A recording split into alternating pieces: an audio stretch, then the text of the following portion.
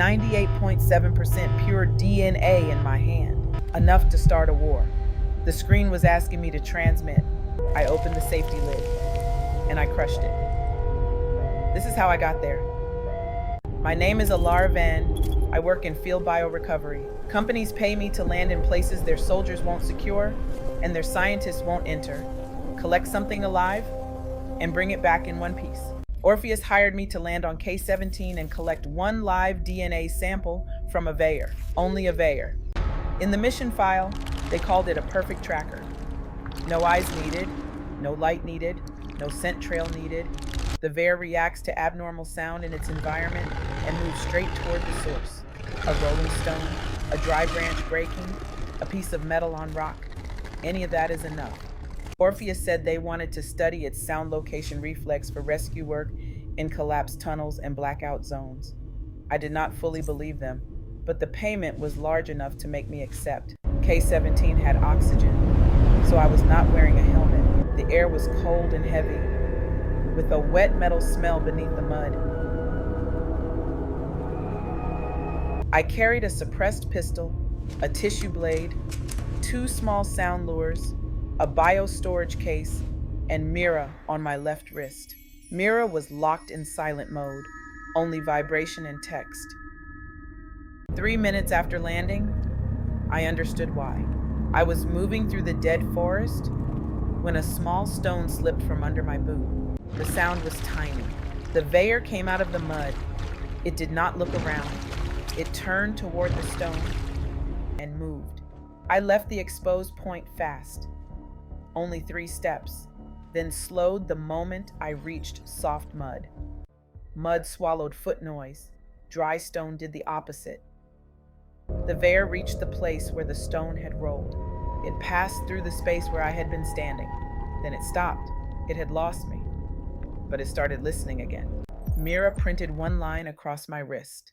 Reduce movement noise. The Veyr was not magic. It did not hear every thought or every breath. It was built to react to sound that did not belong. I needed living tissue, not dry blood, not dead skin, not bone. The sampler had to touch tissue that still had a biological response. The problem? The Veyr had no open wound. And I was not stupid enough to try making one myself. I followed it from a distance. Every time I got close enough to move in, it stopped and listened.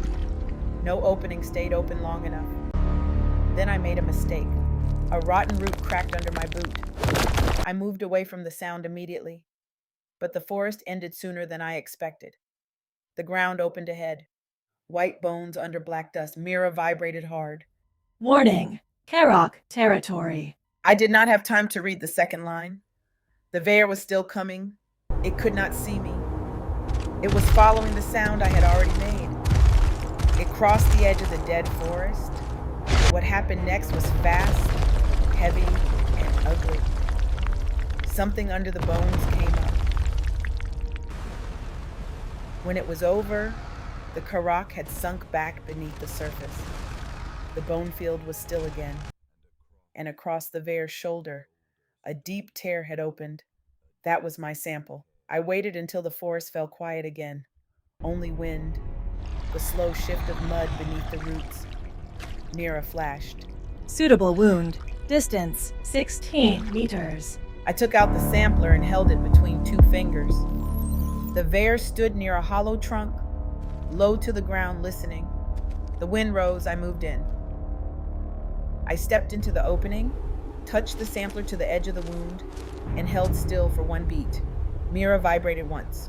Sample collected. I placed the sample in a biological preservation tube. The tube handled the rest. Mission complete. The extraction craft was more than 500 meters away. I did not run. Running was the fastest way to die on K-17. I moved slowly with the wind. Behind me, the Veyr faded between the black trees. On the other side, the bone field went still again. 2 territories separated as if nothing had happened. Only I was carrying something that did not belong there. When I reached the extraction field, the Orpheus craft was still sitting low on the gray ground. I plugged the biostorage case into the outside scanner. The screen ran its check. Veyr sample confirmed. The rear door lowered. I stepped inside, pulled the manual close lever, and sat down. The craft moved. Acceleration pressed me into the seat. For the first time since entering the forest, I took a full breath. But the sample inside the case had not been transmitted yet. It had only been verified enough to unlock extraction. The rest would happen once the craft reached orbit. That should have been the end of it. Sample verified, extraction complete, payment released. But Mira opened a file I was never supposed to see. The file had no mission label, no rescue notes, no research summary, only one title. Project Orpheus 9. If Veyr sample meets standard, initiate large-scale harvest. Objective, live capture. Method, acoustic lure deployment. My sample was not the end of the mission. It was the key to the next phase. If I transmitted it, K-17 would be marked for harvest. Larger ships would come down through the clouds. Sound devices would be dropped into the dead forest. Veyr would be pulled from their territory one by one. Then Mira decrypted a second file. Phase 3, Veyr Mech integration. A design appeared on the screen. It was not a Veyr anymore. Acoustic amplifier behind the skull. Mechanical limbs. Control port at the base of the neck. The label underneath read, Autonomous Tracking Unit. Then the target list loaded. Not dead planets, not empty moons, mining colonies, underground cities, civilian shelters. Orpheus did not want to study the Veyr. They wanted to own it, clone it, mechanize it, and drop it onto worlds that would never hear it coming. The screen asked one question. Confirm DNA transmission? I looked at the amber tube locked beside the console. Half my payment was inside it. So was my chance to leave Orpheus behind. But so was a harvest on K-17, a cloning line, a weapons program, and worlds full of people who had no idea what was being prepared for them. I reached for the sample cradle. The system warned me not to remove the tube. I removed it anyway. I opened the safety collar. Then I crushed the tube in my fist. Amber fluid ran over my glove and dripped onto the cockpit floor. The cockpit screen turned red. DNA. Invalid. Large-scale harvest. Cancelled. One final warning appeared. Elara Venn, you have violated your contract. I turned the screen off. Through the cockpit window, K-17 disappeared under gray cloud. Down there, the Veyr still belonged to the dead forest. The Karak still belonged to the bone field. They were dangerous, but they did not carry war to other worlds. Humans did that. I went down there to take something humanity should never own.